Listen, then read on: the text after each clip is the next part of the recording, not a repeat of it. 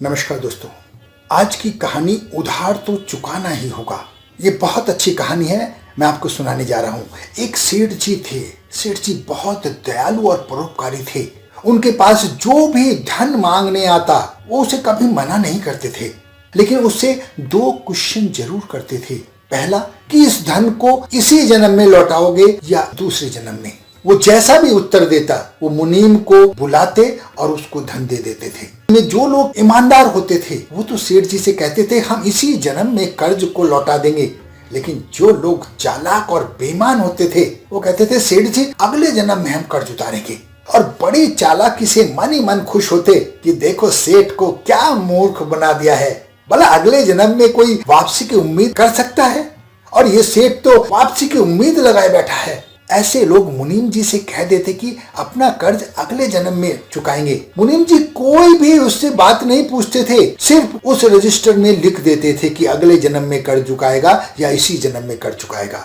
मुनीम जी बही तैयार कर देते थे। एक दिन एक चोर सेठ जी के पास उधार मांगने आया।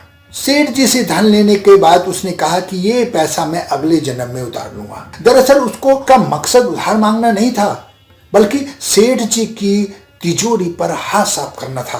जब उस चोर को मुनीम जी ने धन दिया तो उसने तिजोरी देख ली और मुनीम जी से अगले जन्म में लौटाने को लिखवा कर वो चोर वहां से चला गया। चोर ने तिजोरी देख ली थी और उसने तय किया कि इस मूर्ख सेठ की तिजोरी आज ही रात में उड़ा दूंगा।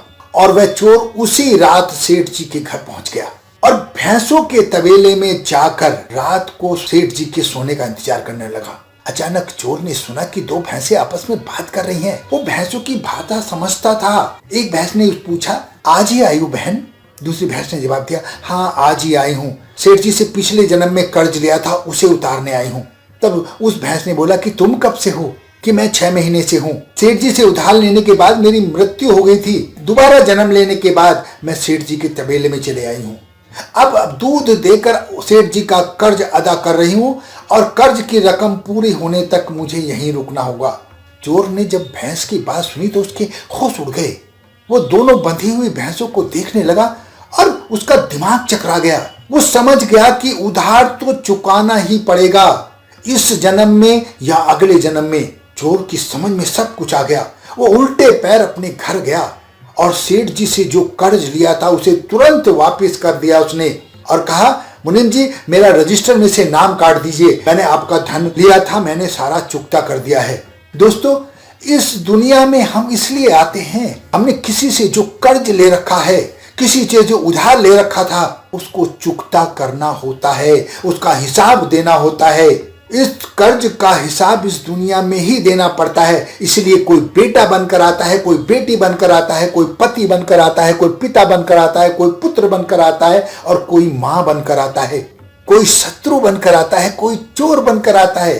दुख हो या सुख, सबको यही का हिसाब यही चुकाना पड़ता है। ये प्रकृति का नियम है। आशा है ये आपको ये कहानी पसंद आई होगी। अपना बहुत ध्यान रखें, हंसते रहें, मुस्कुराते रहें, खुश रहें। धन्यवाद।